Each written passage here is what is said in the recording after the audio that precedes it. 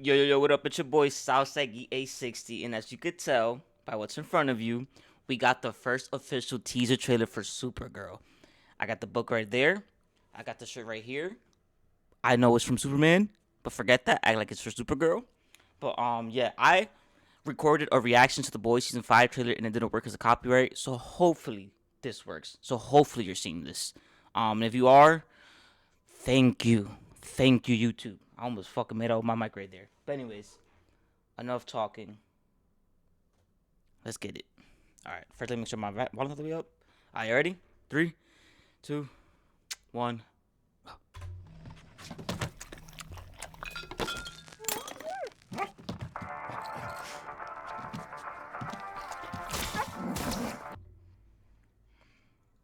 I might have to mute it sometimes.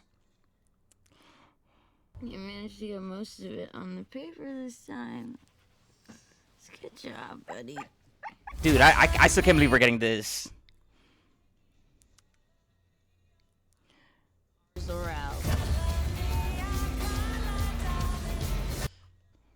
I declare the 23 will be the best year yet. Oh, so she's 23. Okay. Let's be honest, babe. It's not a very high bar to clear. Craig Gillespie. That. What was it like to lose everything in a day? Oh, what's that? Krypton? Is that Krypton? Krypton didn't die. Yes, that's Krypton. That kind.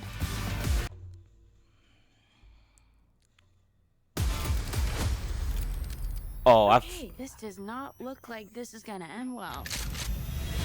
For you guys.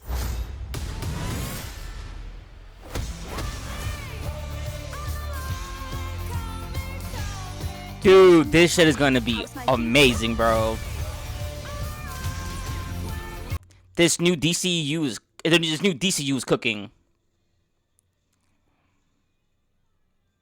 What Superman meant. He sees the good in everyone. Oh, look at that.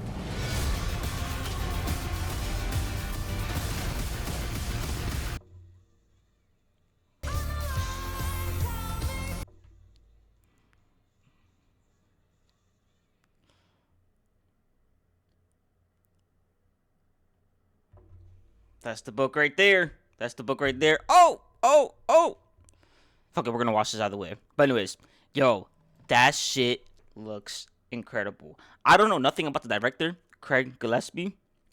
Probably gonna watch a film or anything he's done just to get a taste of what his filming is like and what his directing is like. But yeah, so far it looks incredible. I love the soundtrack so far. By soundtrack I mean the score.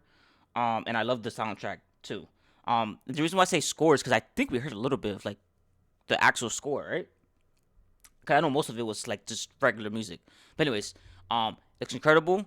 I didn't see the shot though. I don't know if I was looking at the camera, if I was looking over here or whatever. But I didn't see the shot with Lobo. But luckily I've seen it like online and shit. So, and I've seen it in motion online as a GIF or as a GIF, whatever. So yeah, she looks incredible. She sounds incredible. And so far the cinematography and the directing looks great. It looks great. But anyways, let's see what Brody has to say. And this is emergency awesome, right? So this is what, Charlie? Right. Yeah. Let's get it.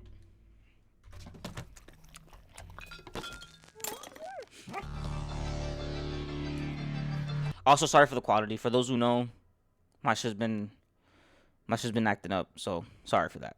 But anyways, let's get it.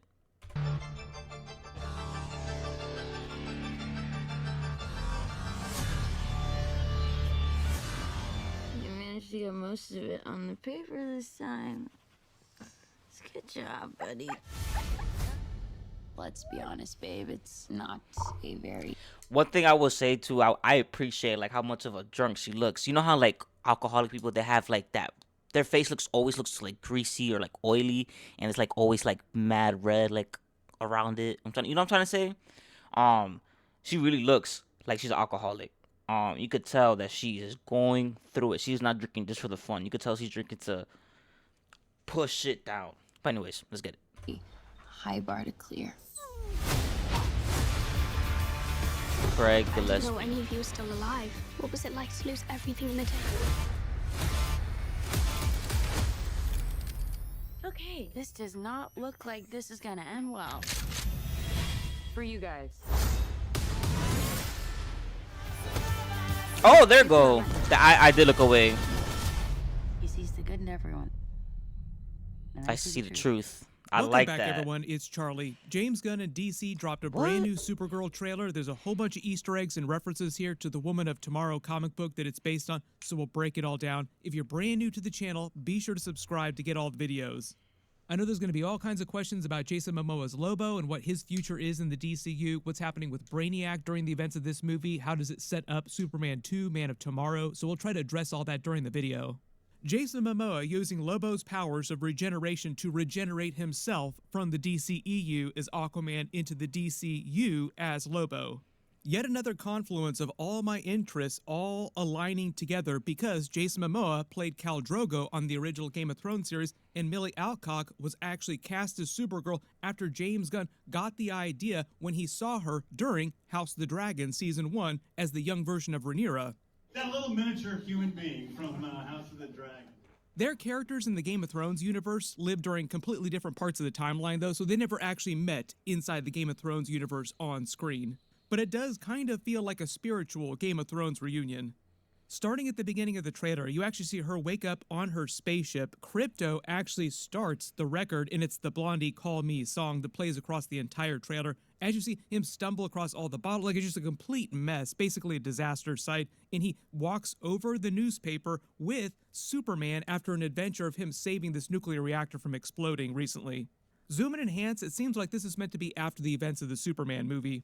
You also notice the smaller article about Supergirl saving cats out of trees. That's a reference to Christopher Reeve's Superman saving cats out of trees. In the context of the story, though, when this picks up, it's just meant to be a reference to her not being as great as Superman. Like she hasn't been doing as great deeds as Superman, so people don't view her in the same way. Throughout the actual comic book, when she's traveling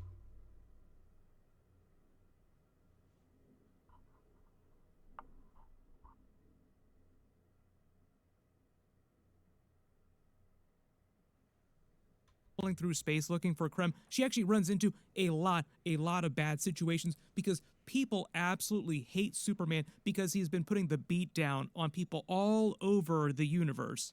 Maybe they'll change that a little bit for this movie because this is meant to be a much younger version of Superman. So in the comic book, he'd actually been active for a much longer period. So he'd had way more adventures across Oh my god, I'm space sorry for and the quality, cosmos. bro. You managed Or to get whoever's most watching of it this. on the paper this time. But I do love the way that they have this sly reference to Christopher Reeve's Superman that they bake into this. Of course it is the Daily Planet, as in he's going to the bathroom on the newspaper of Superman's article. The whole reason why she's hungover is because they are in a system with a red sun and she is partying, as they mentioned at the end of the Superman movie. When you actually see her at the rest stop here waiting for the taxi service, this is after I think Krem has stolen her spaceship, and the reason why she needs it, because she can normally fly, is because they're still under a red sun, so she doesn't have her powers the same way. There is a certain point during the trailer where you actually see them make it back near a yellow sun, and she gets her powers back and she starts flying around. Also when you see her using her heat vision. That's actually a pretty good way of tracking the trailer and where they are in the cosmos, because for a lot of the story in the comics, they spent a lot of it near red suns. It's only for Yeah. a little while that they're under yellow suns and she actually has her powers. For a lot of the story, when they're chasing after Krem across the cosmos trying to catch up to him, they're on this taxi-type spaceship, and I think that's what this one is meant to be. What they'll probably do is condense the timeline from the actual comic. The actual comic had them traveling across space for many And I don't think. Oh, damn! It looks perfect. I don't wanna fuck it up. I don't think Lobo was in the comic, right? Yeah, I don't remember him being in the story.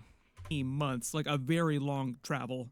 There's another minor change from the comic book when she starts celebrating her birthday like she does in the comic. Instead of 21 like it is in the comic, it's 23 during this. Technically, she's meant to be older than Superman, but chronologically, like her actual age number is younger than Superman. This is just part of relativity and the way their pods were traveling through space. Zoom and enhance on the jukebox. There are a couple Easter eggs for some Oh, of the no songs way. here. There's a Mighty Crabjoys song. James Gunn loves his fake bands. I'm kind of Saw expecting the punk Mighty rocker. Crabjoys to show up in every single DC project in the background in some way. They're actually Superman's favorite band in context of this new DCU Superman. Loves his punk ska. Speaking of all the punk rock Loves his references in the what? DCU Superman, loves his punk ska. Speaking of all the punk rock What? references in the first Superman movie, there's a Teddy Bear's Punk Rocker song on here, which is also a callback to the theme that kindness is the new punk rock. Some of that theme bleeds over into the Supergirl movie with I'm her bopping my head because character, I'm too. hearing it in my head. There's Dance This Mess Around, and then there's the Blondie's Call Me, which plays across the entire trailer. There are a lot of scenes in a couple different bars where you see her get into fights with the space pirates that Krem joins up with during the movie. I think that's meant to be the group of space pirates. In the original comic, the way that Ruthie tells it, they had many adventures, many fights, many bar fights throughout their journeys, so they'll also probably condense that as well too, like a couple bar fights. We get a scene of Argo City. This is the dome that Zor-El puts over it after the destruction of Krypton that helps it survive Krypton's actual destruction. He's being played, like I said, by David Krumholtz. This is basically all of them rushing as Krypton is about to break apart into That a is bunch of different awesome pieces. that we're seeing Superman's pod, like I Krypton. said, has already been I didn't fired think we are gonna see Krypton in the DCU for a minute, but I appreciate that. I appreciate that. by Jor-El to Earth. What was it like to lose everything in the day? We get a scene of Ruthie, who looks a little bit different from her comic book appearance, a little bit younger, but she still has Yeah. that giant sword that she carries around throughout the comic book. The whole idea is the sword is meant to be the reward for whoever takes her bounty to go kill Krem. So when Supergirl says that she'll do it, she says that she'll give Supergirl the sword after she sees Krem's dead body. When the movie picks up, Supergirl is on Ruthie's planet celebrating her 21st birthday by getting drunk with Crypto there, takes Crypto along with her because Crypto is her dog, 21st not or Superman's 23rd? dog. He was just dog sitting for her during the events of the Superman movie. Ruthie's planet has a red sun, which Superman referenced at the end of the Superman movie. Supergirl likes going to planets with red suns so that she can get drunk. They can get drunk on Earth. It just takes a lot of booze. At the bar, while she's living it up, she meets Ruthie, a young girl trying to avenge her father's death at the hands of Krem of the Yellow Hills, the main villain of the movie, played by Matthias Schoenaert. You've probably seen him in a couple other things. Supergirl tries to avoid the responsibility, doesn't want to get mixed up in it, but Ruthie inadvertently gets her involved when Krem follows Ruthie, who's following Supergirl. I'm sorry, as I'm about to she's spark this trying to spliff, go y'all. back to I was gonna wait till I'm done reacting, but I'm sorry. I'm spark this Earth. right now. Krem, thinking I'ma Ruthie has spark the hired spliff right now. Supergirl to kill him, and because she and Krypto don't have powers right now under the Red Sun, Krem is able to wound them and steal her spaceship. Supergirl makes Ruthie think that Krypto is going to die from Krem's poisoned arrow that he gets shot with, they both get shot with. And the only way to save his life, Krypto's life, is to find Krem and get the antidote. So the stakes of the movie, you're led to believe, are Krypto's life. Then to make an Avatar The Last Airbender Marvel comp, the movie turns into a Thor Ragnarok life-changing field trip across space to different planets as they chase Krem down in the band of space pirates that he joins up with, named the Barboned Brigands. Their ship also named the Bonnie Prince Charlie. Just a coincidence that my name is also Charlie. What Ruthie learns is that Supergirl tricked her, never needed her help to find Krem, like she could have found him all by herself if she really needed to find him and get the antidote. Krypto was fine love the her whole suit. time, he was never in danger of dying, and Supergirl had used this whole life-changing field trip to find Krem as a way to help Ruthie deal and process the grief and trauma of losing her father the way that Supergirl had to do after she lost her family in Argo City in Krypton. And during the movie, Krem is meant to be the worst of the worst, like the most despicable kind of villain in the DC universe. He's a former King's agent from Ruthie's homeworld whose job was to travel around the countryside searching for and killing disloyal subjects. When she says Krypton did not die in a day, the gods are not that kind, that's a line taken directly out of the comic book. When you see Supergirl with what looks like all these other Kryptonians, I don't think she's on Krypton. I actually think this is her on Argo City, which is set after the days of Krypton's initial destruction. Part of her really important character arc during the series is processing her grief over losing her people, her planet, and her family. What you find out is that during Krypton's initial destruction, when the planet is in the middle of tearing itself apart, Zor-El, her father, played by David Krumholtz, erects a shield over Argo City, the city that she actually lives in with her family. Manages to keep that alive after Krypton itself is destroyed and breaks apart, and Superman's pod, like Jor-El has sent Superman's pod to Earth already. Shortly after, she starts to notice that people around her, other Kryptonians, are starting to get cancer at an increasing rate, and more people are dying. Krypton didn't die in a day. The gods are not that kind. They find out that the asteroid of Krypton that they're living on has been irradiated, basically turning into a version of kryptonite, because big kryptonite twist, talking about Superman lore here. slowly begins killing off all the survivors of Krypton in Argo City, so she has to watch her mother slowly die of cancer. It's very traumatic. Then eventually the same thing happens to her father, but as he's dying, like in the process, he creates her pod and then sends her to Earth. So it's a way more PTSD traumatic version of Supergirl's backstory than you saw, say, with like Melissa in the Arrowverse. This is why I think these flashback scenes of what looks like Krypton is actually Argo City. In the casket here is her dead mother, and they're burying her. Them wearing the white also feels like a callback to the Christopher Reeve Superman movies too, and the Helen Slater classic Supergirl movie. We will see if they gave her a cameo in this movie. I haven't heard about any special cameos like that from legacy characters, but they did a lot of those during the Superman movie, so why wouldn't they also do it during the Supergirl movie? So we're getting way more Kryptonian history and backstory and lore, even though it's super messed up the way that she's experiencing and remembering these things that we didn't get during the Superman movie. We got a little bit of Jor-El's message, but they didn't dive too deeply into that yet. During the original comic book, Zor-El also references Jor-El and Superman's pod, so maybe we'll also get some Superman flashbacks too, some Jor-El flashbacks. We'll see. When you see her screaming in space here, that means she has her powers back because there's a yellow sun behind her. You can see in the comic, she actually flies directly into a yellow sun and just sits there, just absorbing power, but also just letting all of her anger out and frustration, screaming so that nobody can hear because she is inside a sun. She actually displays some really, really crazy powers in the comic book. She takes some red kryptonite pills. We'll see if they actually added that stuff to the actual movie. It'd be pretty cool. If you haven't read it, the artwork is beautiful. It's also a good way of differentiating her powers and making her feel different from Superman, even though technically their powers are the exact same. We finally see Krem's space pirates that he joins up with. I'm assuming that's who they are. They look a little bit like Guardians of the Galaxy Ravagers too, even though, like I said, James Gunn did not direct the film. There's a lot of Guardians of the Galaxy vibes in the background for some of these characters. I believe this is actually meant to be Krem with the spikes all over his face. Like, they make him look way more gruesome than he is in the comic book.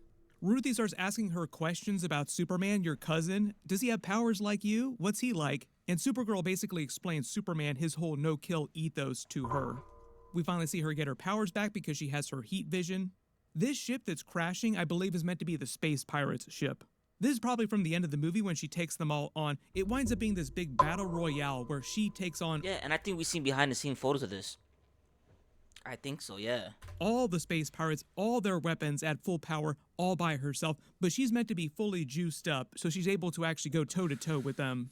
There are a couple surprises during that we don't see during the trailer here. Like, I don't know if Comet is going to appear in this movie, so we will see if the horse is in the movie. This scene of her being sad over Krypto is probably after he gets shot with Krem's arrow, or whatever they substitute for the arrow. We finally get our look at Jason Momoa's main man, Lobo, just a real quick shot of him in the trailer here. My assumption is that he has something to do with the space pirates and Krem that are coming after her. By perfect, I mean yes casting, and also, like, they didn't show him. They didn't show him a lot. They gave us a little tease, a little taste. They gave us a little taste. There's a little, feel me? Maybe he's either leading the space pirates, or the space pirates hire him, or Krem hires him to get Supergirl. Well, I originally thought I was going to be playing Lobo in the very beginning because I got called in. I auditioned for Batman, and I almost didn't do it. We could talk about his Lobo all day long. Jason Momoa himself has been a lifelong fan of Lobo. He's wanted to play him since he was a little kid. Even when Zack Snyder first cast him in the DCEU as Aquaman, when he was auditioning, he actually said that he thought that he was auditioning for Lobo because they didn't tell him who he was auditioning for. So when Zack Snyder called him to tell him they got the Aquaman part, he asked Zack Snyder if it was for Lobo, who got really confused. Like, no, Lobo isn't part of the DCEU. You're going to be Aquaman. Which he was totally happy to do at the time. Cut to many years later, right after James Gunn announced that he got... I feel like he was born to play Lobo, though. So we really about to see him fucking chop it up in the movie. I forgot how you say it. Well, we're going to see him cook in the movie. You watch. He gon' bro. I cannot wait to see him as Lobo. The job being the new Kevin Feige of DC. Jason Momoa texted him saying, is this not so loud? You told me like that I could be Lobo. There you go. And then he responded saying, yes, I always did say that you'd be a great Lobo, and basically started the conversations of him actually playing the character in a movie. He's actually one of the big changes from the adaptation of the Woman of Tomorrow comic book. He's not part of that original Supergirl story. Totally happy to have him on board, though, just because he works so well in a Superman, Supergirl type of story. Kryptonians are one of his specialities. Because of the way his powers work, he's one of the few characters that can go toe-to-toe with them. Based on the way they're hyping him up in the movie here, just the way they're presenting him, pretty easy assumption to make that they will bring him back in other movies, maybe even his Oh, own solo for movie too, because sure. that's James Gunn's whole thing, is doing weird kinds of risky movies that you normally wouldn't see from people. So a really hardcore rated R Lobo movie might be on the Ooh, menu in the ooh. future. Some of you also probably clocked this too, but zoom in and enhance, doesn't it look like she stole Star-Lord's Walkman and headphones from the first Guardians of the Galaxy movie? Also because they used the Blondie Call Me song, 1980 song, listening to classic 80s music like Peter Quill does.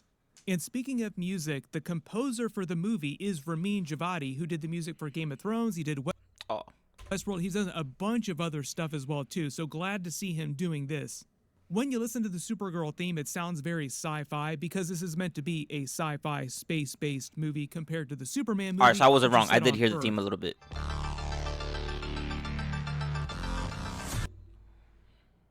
Does I'm that sorry, I not had feel very to. Thor Ragnarok coded? Imagine Thor Ragnarok in the DC universe just with slightly less of that Taika Waititi sense of humor, like less humor overall, because the Supergirl Woman of Tomorrow story is a little more somber. Think of Jason Momoa's Lobo as being the Hulk in this equation. We have a Hulk, and his name is Lobo. So a big part of this movie is pushing into the more cosmic DCU, like pushing beyond the boundaries of Earth. We're going to get a little bit more of that vibe during the Lanterns, Green Lantern HBO series, but that is also mostly a terrestrial, Earth-based series. There'll only be a little bit of cosmic stuff. Supergirl is a flat-out cosmic movie.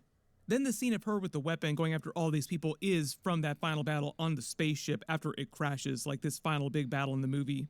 During the title screen, when her logo reveals, obviously it's meant to be the same logo as Superman's logo. But I think the idea is that these things that are swirling around it are meant to be planets because most of the movie is them traveling across space through different systems looking for Krem. Okay. When it actually comes to setting up Superman 2 Man of Tomorrow, because that's going to be like the next real big movie that's connected to it, Clayface comes out after Supergirl, but I don't think that's going to be connected to Supergirl in any big way.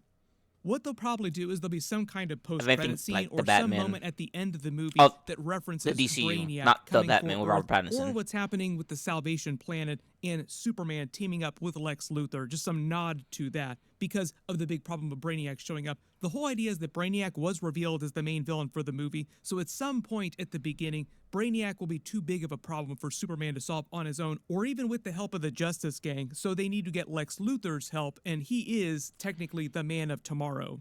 I They think need the another idea is big the brain. title is meant to be both a reference to Superman, Man of Tomorrow, because that's the name of a Superman comic book, but it's also a reference to Lex Luthor as well, too. Enough to give me my freedom. Maybe Supergirl also winds up coming back to Earth and helping them out with Brainiac too. There were some slight references to that, but nothing James Gunn has said has actually confirmed that. So no idea what Supergirl is doing after the end of the Supergirl movie. In the comic book, there's a time jump where she comes back to visit an older version of Ruthie, but they don't really tell you what she's done after the end of the main part of the timeline in the Supergirl Woman of Tomorrow comic book. My other assumption is they changed the title of the Supergirl movie from Supergirl Woman of Tomorrow with the subtitle because they were going to use Man of Tomorrow for the Superman 2 movie. Like, okay, we're just going to switch it to this other movie, Yeah. so we need to shorten the Supergirl title to just Supergirl, which they did the same thing with the first Superman Yep. movie with David Corns, but it used to be Superman Legacy, then they just shortened it to Superman. Everybody post all your reactions in the comments below, and because there is so much stuff happening during the footage, if there's any Easter eggs or references that you spotted that I didn't talk about during the video, just write them below in the comments, and I'll add them to my future bonus videos. There's supposed to be a couple other real big trailers before the end of the year. There are a couple of series that are starting. I'll be doing videos for everything. We will see if Marvel decides to drop an Avengers Doomsday trailer. Whatever winds up getting released, of course, I will do videos for I it, so don't cannot worry. wait. Make sure you enable alerts for my channel so you don't miss any of that stuff. Everybody click here for all my DC videos and learn about that big Warner Brothers, Netflix, Paramount fight that's going on over the company. And click here for all my other Superman and Supergirl videos. Thank you so much for watching, and I'll see you guys in the next one. Dude, that trailer was awesome. I fucked with it. It didn't do too much, and it told us the right amount without spoiling the whole story. You might be like, no shit, that's the whole point of a trailer. A lot of trailers recently in the past couple of years for a lot of movies became more and more spoilery, if that makes sense. But anyways, I thought this shit was fire. I love the portrayal of Supergirl. I love the way the actress is portraying her. Ooh, hold up. My fault. So yeah, Now, all there is to do is just wait. But anyways, let me know what y'all think. Hopefully you're seeing this. Hopefully YouTube doesn't copyright my ass like they did with the Boys season 5 trailer. So yeah, if you're watching this right now, thank you YouTube. Thank you. Thank you. If not, what the fuck, bro? But anyways, like always, excuse me. Like, comment, subscribe. Deuces.